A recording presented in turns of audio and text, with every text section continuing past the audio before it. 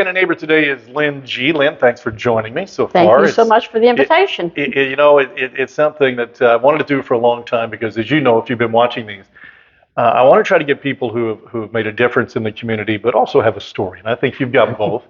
And the other thing is, hey, it's just good to get to know our neighbors, right, a little bit. It is. I've known you for a long time, but almost all of it's from your activities at church. Yeah. So we're going to find out a lot more about you today that some people don't know, I'm sure. Is that all right? That's fine with me. So we're going to do a little digging. We're going to go all the way back, and we'll talk about how you got involved with the church in a little bit. Mm-hmm. But let's start with your family, your parents. Okay. Are you a Martin County native? I am. Lagodi? Yes. All right. So tell me about. Let's start with your mom. Okay. I've seen a little bit about your mother, but don't know a lot, and I know that she's got quite a story herself, right? She has quite a story. My mother was born in Bloomington, but they moved here right after she was born. And her name is? Holleen Opel Essex. Holleen Opel Essex. Okay. Opel was her maiden name. And when she was 16 years old, she formed her own band, and she played in the silent movies, and she played at Hindoston at the dance hall. Mm-hmm. And I don't know where else she played. Those are the only places that she told me. Yeah. But Harold Thompson, if anybody remembers him, he was her drummer back then. Okay. Al Ackerman played saxophone. Sure. And I can't remember the other ones. Those are the only two. And they played with her later on when we went to the Officers Club and the Enlisted Men's Club at Crane. Her band went up there and we played for dances on Saturday night. Is that right? You say we. Me you were and her. As well. I played piano, she played organ. You played piano, she played organ. Did either of you sing? No, I don't sing. She didn't either? She didn't sing. So what year were we talking when 16 years old, when she started her own band? Well, she was born in 06. Oh, wow. Okay, so in the early 20s? Yeah, early 20s, yeah. Yeah. She played out there when the dance hall. No videos, yeah. I'm sure then. Right? No, there was a picture of the dance hall at Hindoston that had it was a flyer that showed her, Holleen Opel, and her, what was the name of her band? I can't remember, but whatever her band was, they were advertised to be playing there. Wow. So this is a paying gig, I'd imagine, right? I mean. Oh, yeah. Yeah. Yeah. So what did she do outside of that? Was she a homemaker all of her life, or did she work outside the home? She was a homemaker, but in the 50s, WAMW, WFML, they both invited her to have a radio program. And she played every Sunday, I know, at Washington. I don't remember when she played at Jasper, but she had a regular show on Sunday afternoon. People could call in requests, and she would play their songs. She had several singers from Lagodi that would go and sing on the show. And Leo Costello was one of them. Oh, my. He sang. Oh, he sang. He had the most beautiful Irish voice you ever heard. I've heard that, yeah. Him and Pat Larkin. Mm-hmm. And Pat Larkin's mother, I think there was a Larkin lady, I can't think of her first name. She sang on the show. So it was a radio show, apparently a musical show. Yes. And so she talked and she sang. She didn't sing. She didn't sing. She played, and but she would talk if people called in and asked things. She would talk to them. Doc Cable was he was the MC of the show. Good friend, really good friend. I didn't know that. That's cool. Yeah, he was special. Yeah. But that's what started, other than her band when she was younger. This started in the early 50s. Mm-hmm. In 1953-4, the state police came to her and asked her if she could make a song for them. Okay. They had a ditty or a little motto, slow down and live. Okay. So they said, can you make us a 30-second promo? So she did, but she made about 13 verses to it. Mm-hmm. And so the ones that sang for her, which was the Gody girls, Marilyn Birch and her sisters, and Jim and Jerry Gody played guitar, and Gene Benjamin played with them.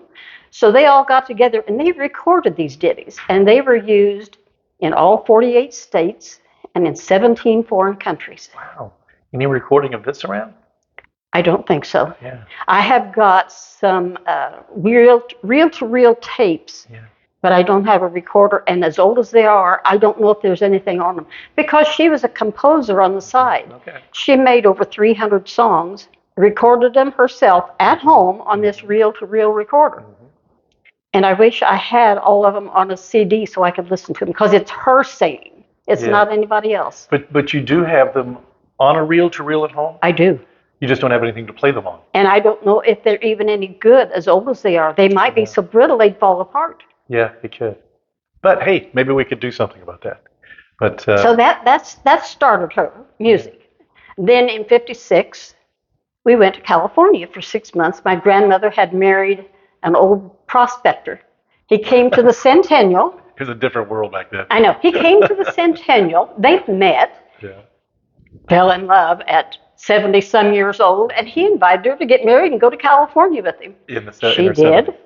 And in early '56, he died. Okay. So to settle the estate, we went out there and helped my grandmother get the estate settled. So while we were there, the Republican Party, Eisenhower, was running.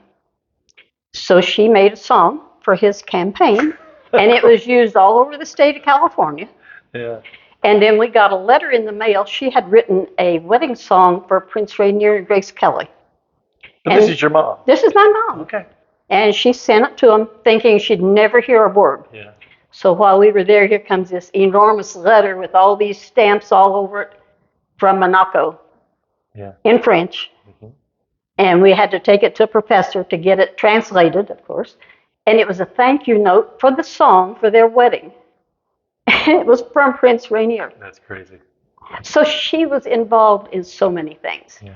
Back here, she wrote the Centennial songs, which everybody knows about.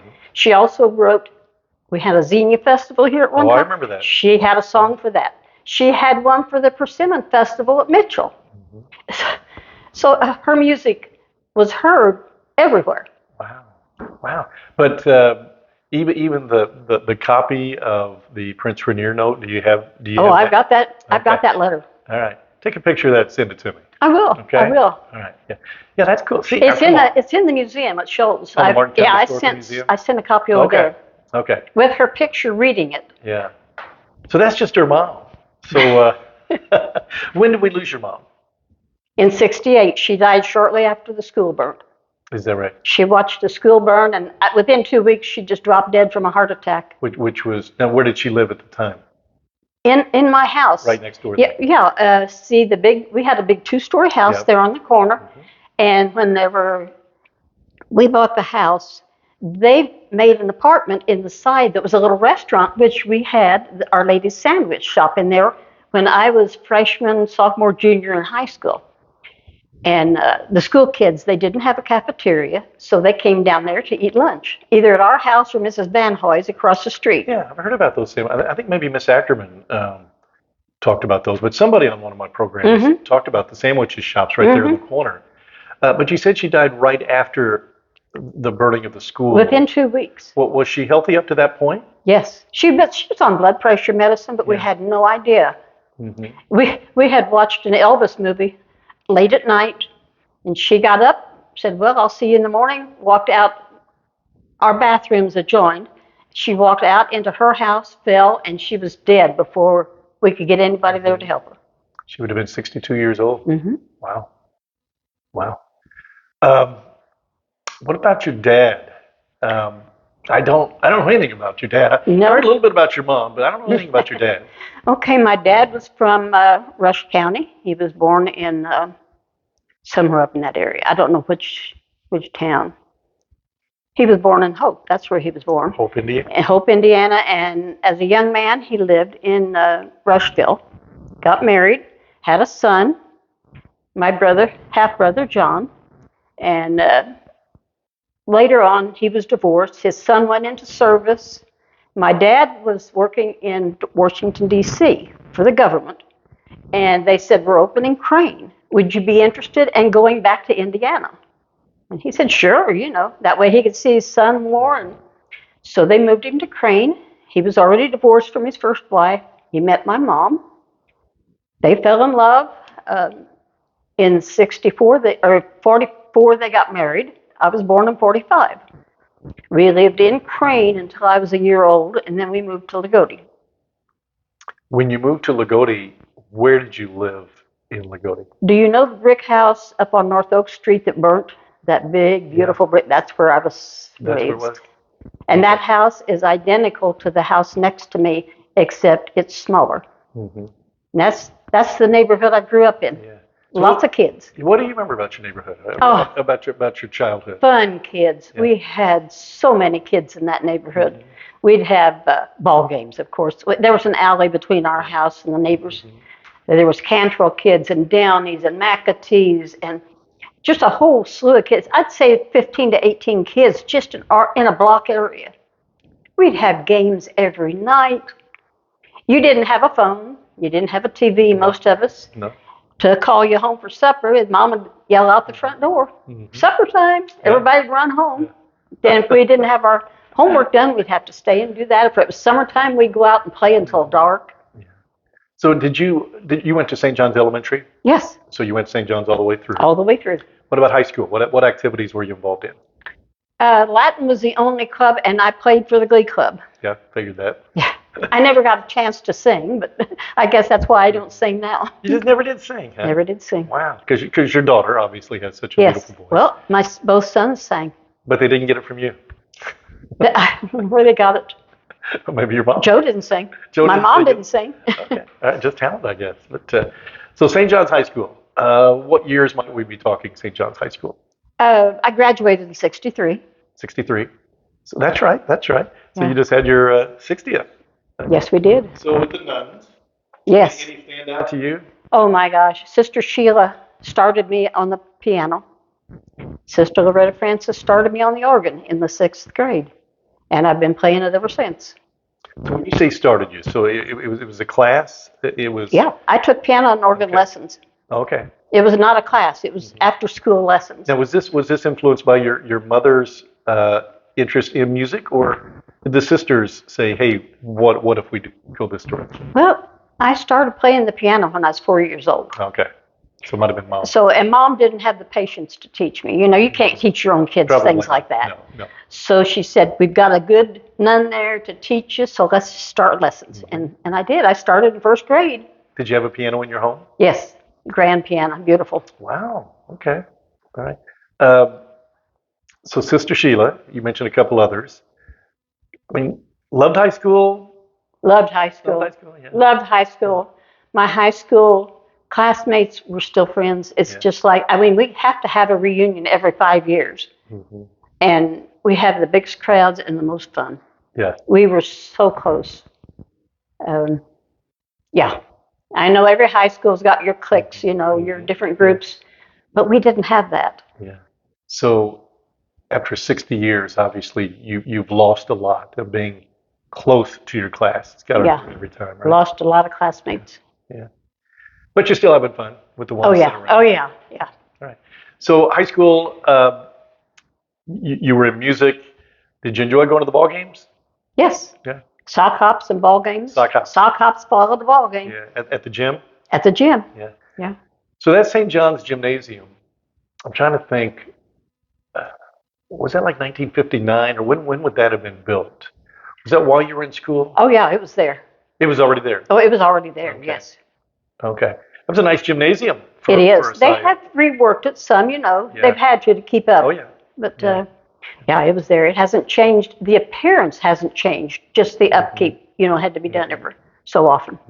Did you go to college? No, I did not. Did you consider it? Was it back then? Was it not so much a consideration for women, locally at least, or was it just something that was never on your radar?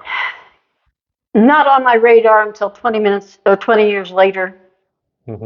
And then I thought, you know, man, I would have loved to have been an archaeologist. No kidding. I love archaeology. I watch everything I can on TV about it. Yeah. History. I love history. Yeah. Did you in school though? Were you interested in archaeology, or is that something that later on? I was more interested in history in school. Yeah. I loved history. Yeah. So, you know, history today is kind of being rewritten. As we I know. But what was the most interesting part of history when you were learning it in high school? What were you just enamored Ancient history, Ancient. more ancient Rome, with? Okay. that part of your Mhm. history. And then later on, obviously, you enjoy your travels. Did you get to Rome? I did I thought so. twice. Yeah, that's great. All right, so you're out of high school. When did you meet Mr. Joe G? I met him in '56. And that would I have was been just a way kid. before I was high 11 school. years Yeah. old. Okay. His mom worked for my aunt Jean Pinto at the Aero Okay. Cafe. Yeah, I want to talk about that a little bit. All right. And She her was- peanut butter pies. Yeah, she was your aunt. See, I didn't know. Yes. What relation she My was to mother's you. sister. Okay, Pinto. Okay. All right. So she worked for Aunt Jean, Mhm. and Mary Beth, her daughter, was getting married. So he painted the outside of her house. Well, I was always down there running in and out. Mhm. That's how I met Joe. And then when we opened Our Lady's Sandwich Shop on Church Street, he started coming in there. He was in there almost every night, and it just kind of grew. We became really good friends. But to my dad, he wasn't good enough for me. Well. And he didn't think he was good enough for me. My mom would he let me go. didn't. No, my mom would let me go to the show, but she would say, "Now, Joe, she's going to go to the show tonight. It's going to be dark when she gets home. Will you keep an eye on her as she walks home?" I always walked down the railroad track. He would walk a block behind me to make sure I got home safe. Okay. And was there an age difference? 2 years. Just 2 years? Hmm. Okay. So this was 1956. So you're talking before junior high or around junior Yes. Yes. high. And did you come a little smitten with him at that time, or did it just No, just friends. you just knew him at that point? In 1960, he joined the Army. He was Okay. only 17, Okay. but he got in. Wasn't unusual, was it? Nope. And he got out in '63. He was a medic. He served most of his time in Hawaii. No. So when he got out, we had been writing, and things got more involved. And of course, we went to the prom. Mhm. And his brother Junior got married that year in '63. And he asked me to marry him at that time. We got married in '64. Wow. No, I sometimes ask, was it a unique proposal or not? No, No. not really. Most of them aren't. It was kind of planned. You know, we had been talking about it, but he gave me the ring at Junior's reception. Oh, really? Yeah, out in the car. Okay. Before we went in. He didn't want to upstage your wedding. Okay. No. Okay. No, but that's at his interesting. reception. So Okay. Did you kind of know it was coming that night? yes. Okay. All Yeah. right. Now, okay, you told me that your dad thought that he wasn't good enough. Hmm. He asked you to marry him. What's your dad think now? Oh, he was against it. Yeah. In fact, he wouldn't hardly talk to him for years. No kidding. And we lived right there in the house beside him for a long time. Mhm. But when my mom died, my dad was already blind, and he lived there by himself in attachment to our house, and their closeness grew. Yeah. Yeah. And of course, with grandkids, that doesn't hurt anything. Mhm. My dad loved my grandkids. You said your dad became blind in 1956. Yes. Just a natural progression of Macular degeneration, yeah. And with Crane, they said, you can't, he was a machinist, so he couldn't do his work. Yeah. And he had a handicapped hand. He didn't have fingers from there down. He had his thumbs. So Hmm. Oh, really? yes, Okay. that's why he couldn't get in service. Okay. He wanted to join the Army and couldn't. And when did you lose him? Let me think. He died 5 years after my mom, 73. Okay. Did the fact that for several years he didn't really care for Joe that much, did that affect your and his relationship? No, Not at all. not at all. Okay. And then, as you said, they grew. I'm sure that he felt he became somewhat dependent of you and Joe. I'm Yes, sure. yes. So that bond is just That natural. bonded, and my dad became a Catholic after my mom died. Okay. Your mom was a Catholic all along. She became a Catholic when she was 13 or 14 years old. Did Nobody in her family was Catholic, but then after that, my Aunt Jean, she became a Catholic also. Yeah. What school would your mom have gone to? She went to Lagodi. In Lagodi High School? Mhm. Okay. Okay. High school, grade school, all Yeah. that. Now, was she an organist at the church as well? Never, Never was. never was. Okay. Everybody thinks so, but I think they remember Doris Clemens because she had white hair like my mom Okay.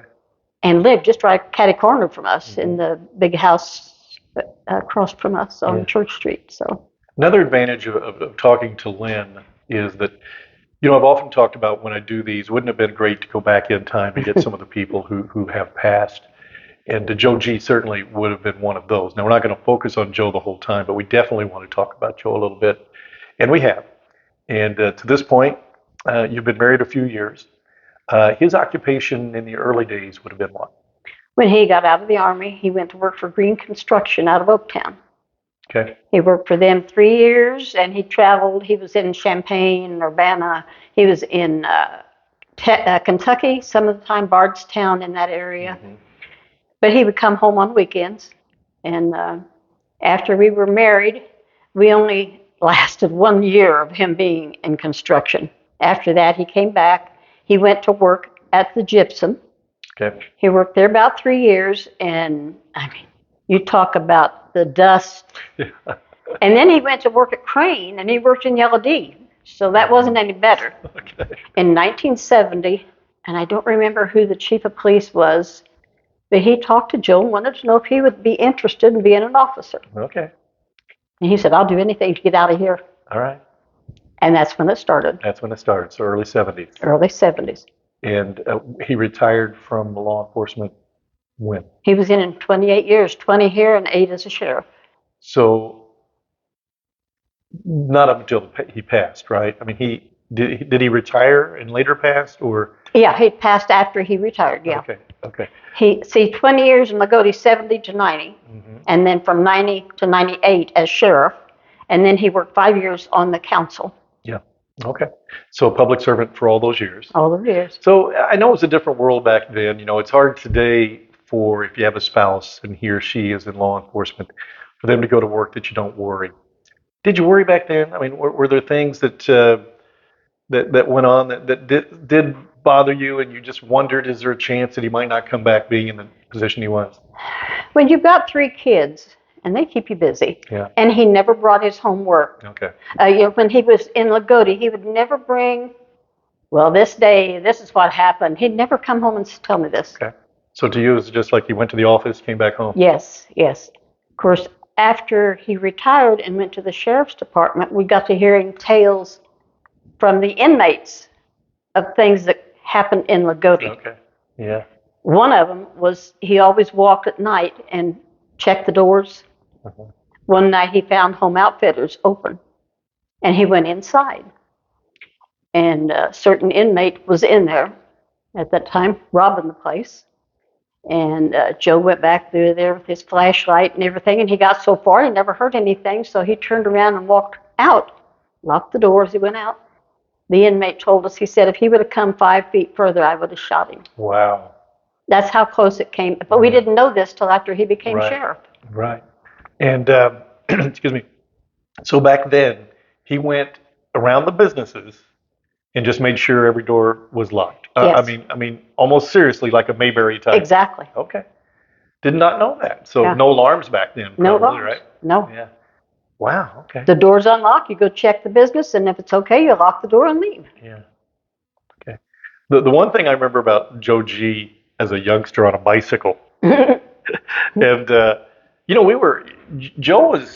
Joe had a reputation, from teenagers and such that you didn't want to get in trouble. Joe was fair, but at the same time, you didn't want to come up against Joe G. But I just remember something very simple of riding my bicycle, and me and a buddy, and we kind of went through a stop sign. And I remember he put the speaker on his car, and all he said was, start stopping at those stop sign, boys. And it's like, oh, okay. Probably never stopped. He did that to a lot of kids that were driving, too. Yeah. Oh, I bet he did. He would make them go back and go back through that stop sign 5 or 6 times and make sure you stop every time. Yeah. Probably the worst thing that kids faced back then was if they were out doing a little something they shouldn't have, he catches them. Let's call your mom and dad, folks. And, that was probably the worst thing that happened. But, he was a very kind man, as I remember him. Obviously a public servant for all those years. But tell me your thoughts on Joe G. As whether it's a husband, a father, public servant. Let's talk about him a little bit. Friend. He to had many. so many friends. He knew everybody's name in town. Yeah. And then when we ran the youth center, he got That's right, close I to the remember that. kids. Yeah. We were there for 2.5 years Okay. and loved it. Loved every minute of it. Yeah. So how did you get involved in that? I remember that now, but I Okay. wouldn't have. The police department got a grant to open a youth center from the government. And it involved pay for whoever rented. And then we had a little restaurant in there, and the profits from that was our own to keep. It was our income. And then Tom Wandermuller, he was counselor there. Tom, sure. So we had some good times there. Yeah. The kids had a TV room.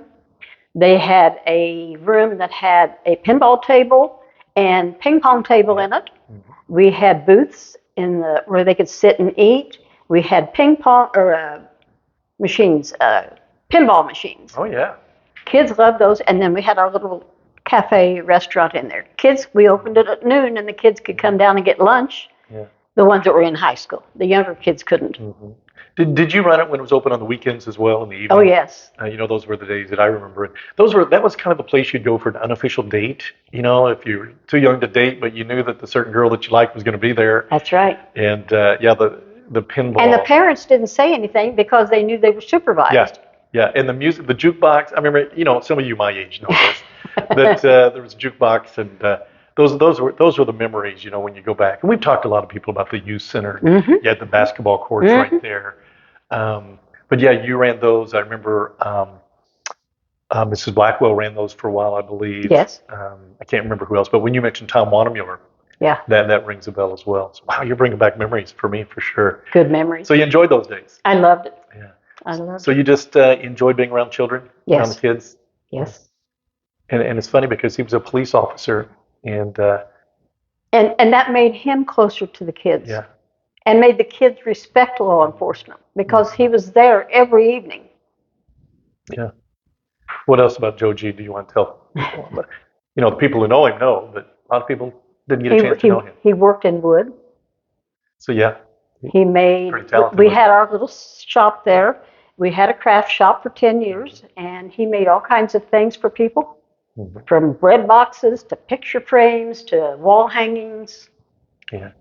So I remember, actually, I was just looking recently to see how long it's been since he passed. I think it was 2009. But I don't remember the circumstances around his death.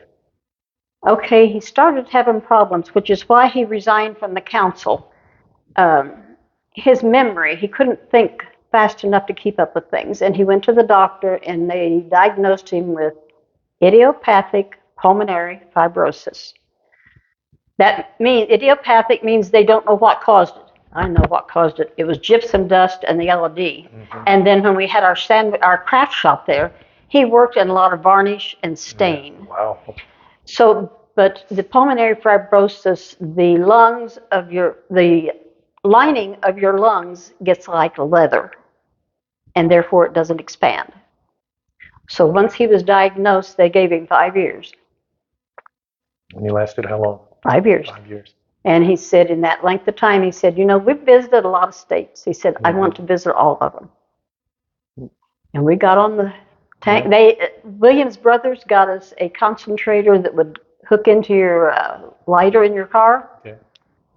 We traveled, we hit all 50 states. We went to Alaska 3 times.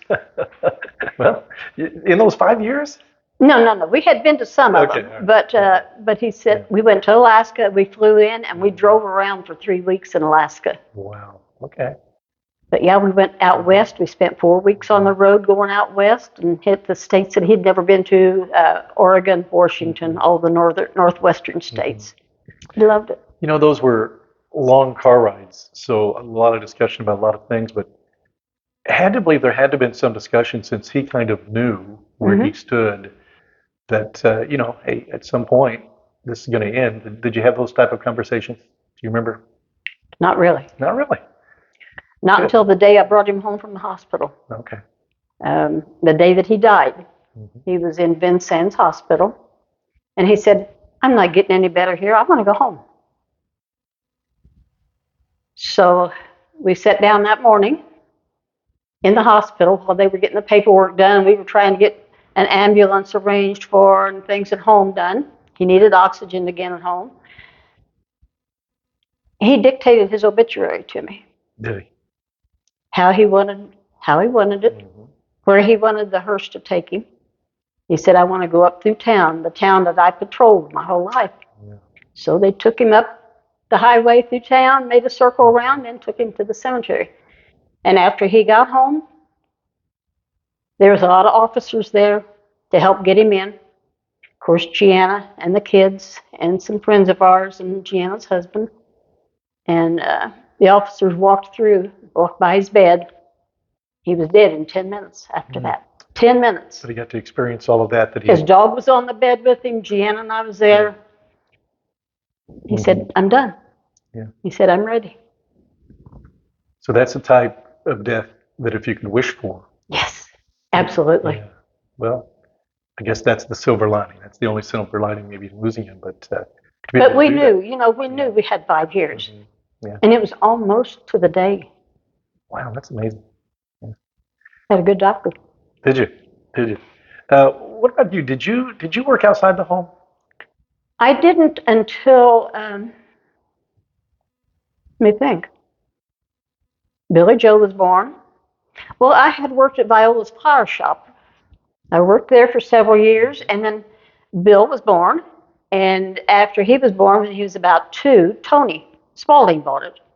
And it was Anthony's. And he said, I know you work for Viola. She's helping me. And she said, you would be good. So would you come back and work for me? So he was a classmate. Oh, okay. So talk about stories. We could have passed stories back and forth in there.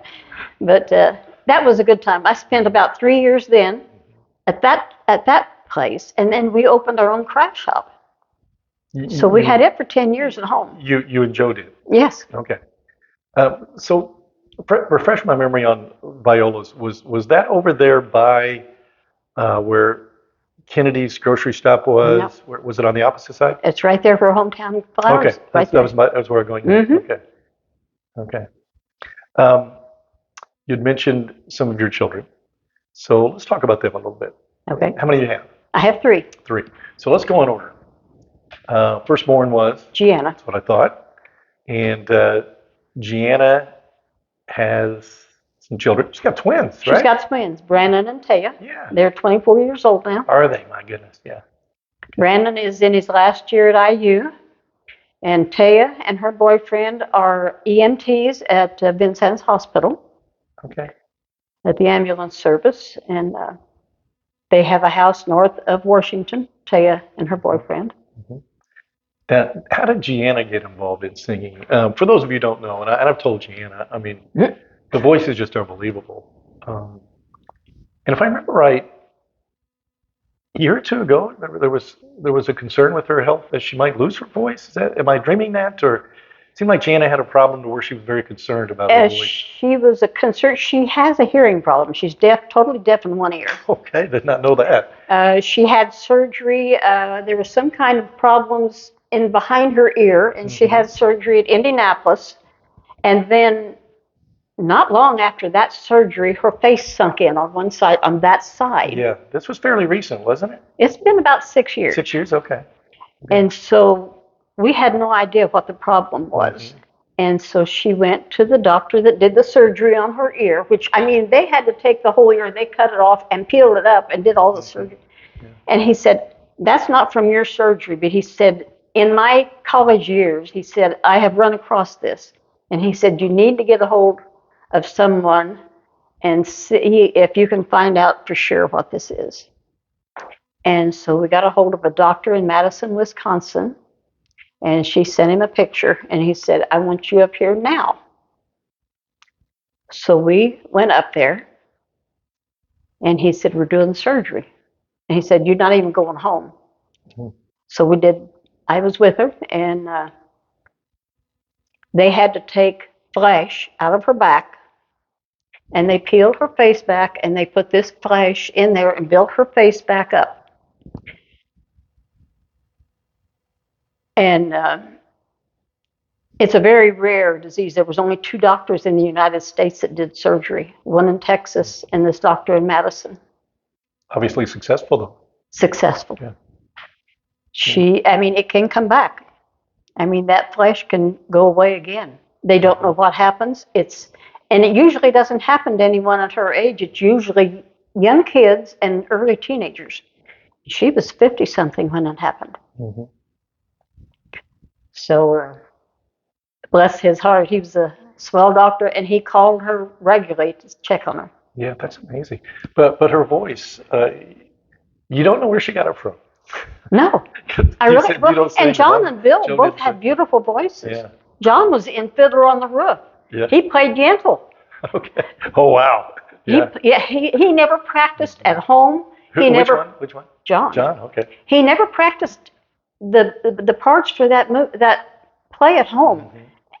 And if you've ever seen the show, I've seen the show. Yeah. and when he'd get out there and do the dance, Mm-hmm. he never practiced that. He never did it for his music teacher until he said, "I will do it the night of the show." Mm-hmm. And he did, and he nailed it. And this was where? It was up He here was at at the Lagodi school? High, at the gymnasium, the old gym. The old gym. Yeah. Okay. The funny part is, he had one song he had to get down and sing to somebody in the audience. When he did, it was a good friend of ours, Russ Titzer. Mm-hmm. And I thought Russ was going to crack up. I mean, he was sitting there. It was all he could do to hold So it he was singing to Russ. right down in front of him, face to face. Just had to be somebody in the aisle, or just picked Russ? He knew he was there. He had spotted him. Okay. And he could pick anybody he wanted. So he had a sense of humor about it. Oh, yes. Very dry humor. Yeah. And I know we've talked about heartbreak already, but John is somebody that we lost early, correct? Just a few years ago? Yeah, he died on his 25th wedding anniversary. My goodness gracious. He had had a mitral valve replaced in his heart. The year that Joe died, John was in the hospital in Fort Wayne, and he didn't even know his dad had died. Oh, really? His wife came down, and whenever he was on the vent, they took him off the vent, and he wanted Kathy there and wanted to know where she was. And they had to tell him that your dad had died, and she's down there for the service. And so she immediately went back up there. Mm-hmm. My nephew drove her all the way back in the snowstorm. Okay. And he lived about 10 years with that mitral valve. Did good for about 8 of it. And then his lungs started giving him problems. And he was on oxygen. And the year that he died, he got pneumonia. Was in the hospital. Of course, COVID was rampant then. He was in the hospital less than 2 weeks, got COVID, and he was gone. His wife got 10 minutes to go in and be with him the day he died. And his kids didn't even get to tell him goodbye. Is this because of COVID? Yes. Yeah. What about his kids? What ages are those, or approximate ages? Kelsey is 25. 25? Yeah. Spencer's 24. Garrett's 22. And where do they live? They all live in Kokomo. Kelsey and her aunt run a bakery. Spencer is in the electrical union. He's an intern. And Garrett just joined the pipe fitters union. Okay. Wasn't John, was he a director of a funeral home? He was not a director, but he was one of the men that worked there, yes. Yeah. All right. What other children do you have? I have Bill. He is assistant principal at Lebanon High School. Okay. And he has 3 children. Emma will soon be 14. Grayson is soon will be 11, and Griffin is 6. Griffin has Down syndrome. Emma is our little ballet. She has been in ballet since she was 5, 6. Mm-hmm. She also runs cross country, plays the piano and violin, and she is an assistant to the teachers at school. After school, she goes over and helps them after school. She has a busy life. Mm-hmm. Grayson is involved in basketball, baseball, travel, and school. And he's playing in a soccer tourney this weekend, which I'm going up to. Great. He also plays the violin or the viola and the piano, and he plays the drums in the band. Busy kid. Yeah. And then Griffin plays soccer. That's the only thing that he plays, but he's Downs. He's in a regular class. Nothing has held him back, and I think it is because Bethany was a math teacher, and of course Bill taught science before he became a principal. And everything they do is teaching him something. It may be a game, but they're teaching him. And the kids are super with him. So busy kids make for a busy grandma, right? Oh, yeah.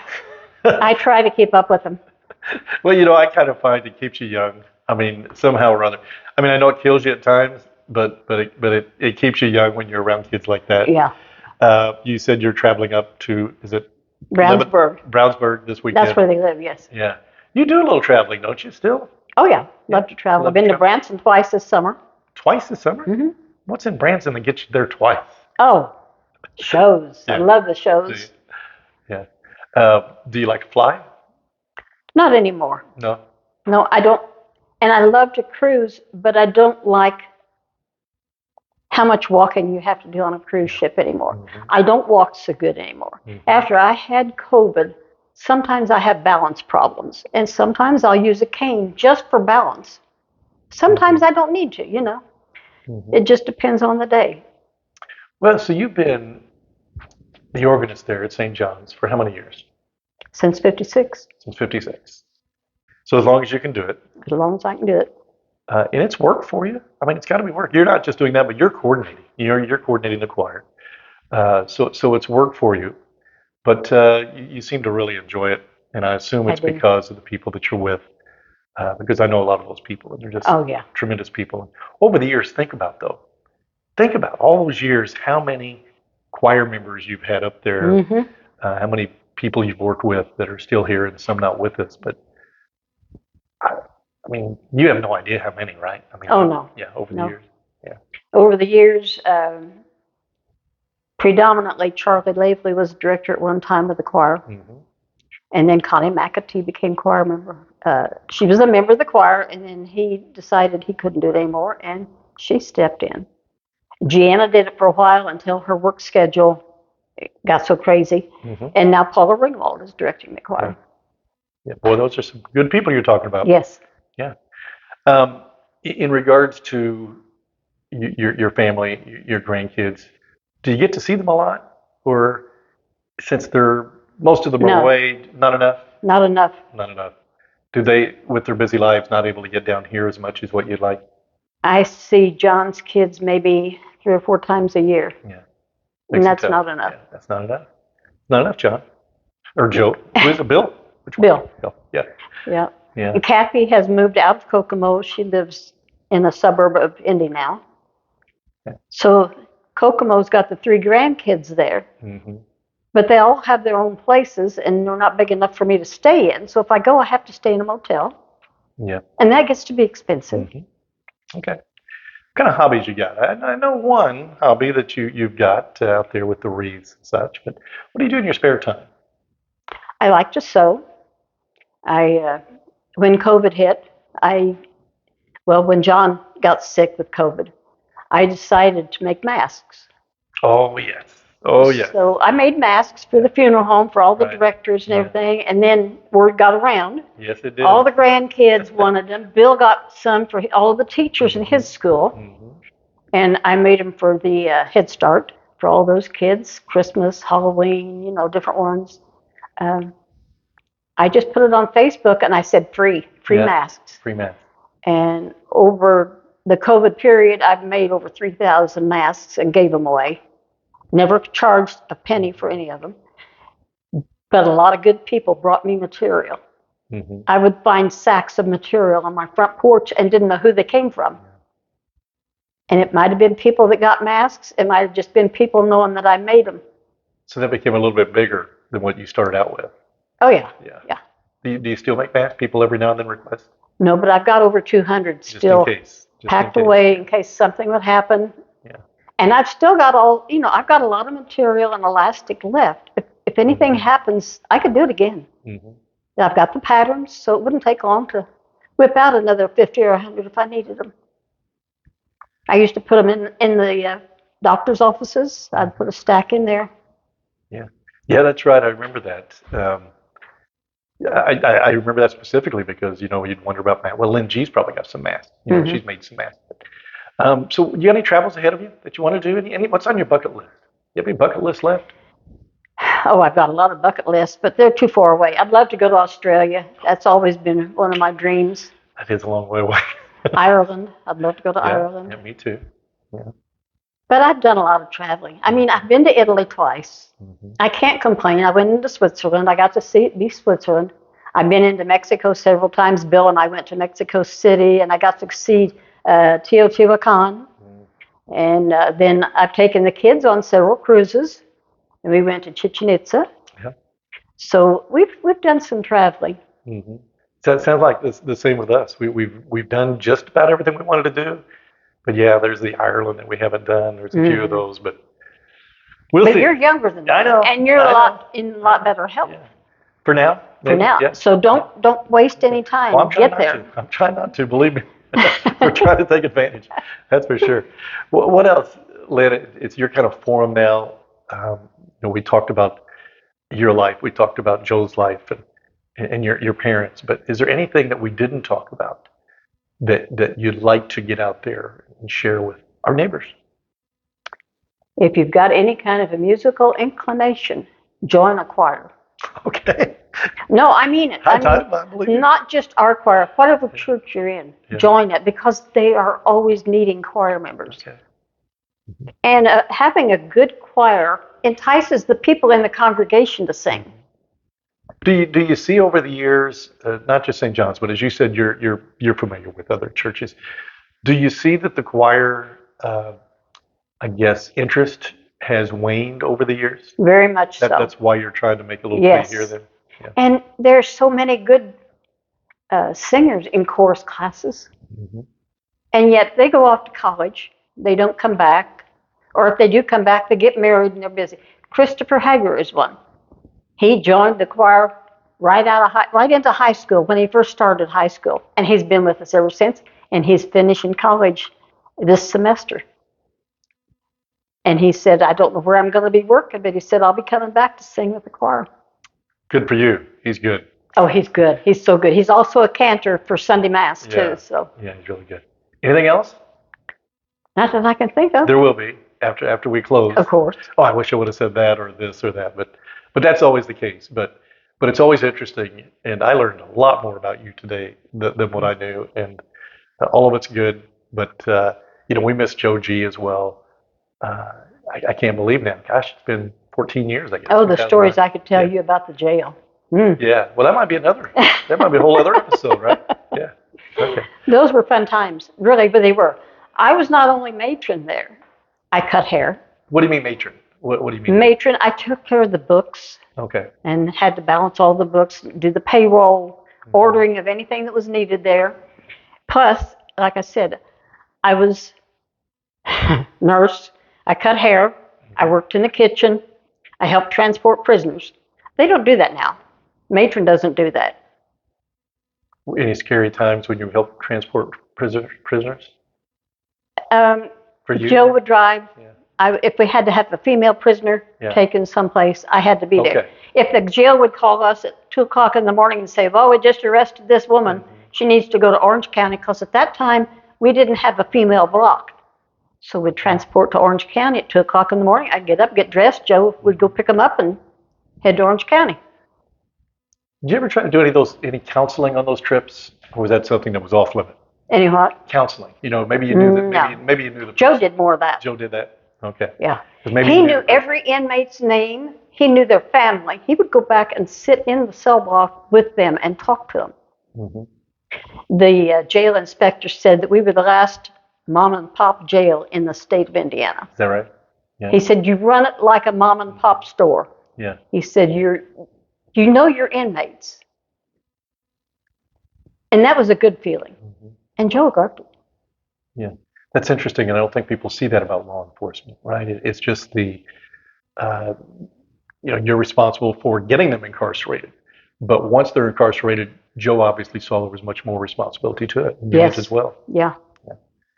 Well, Lynn, thank you so much. I wish you good health. I wish you great travels, and I wish you could see your grandkids more. I do too. I'll see some of them this weekend. I know you will.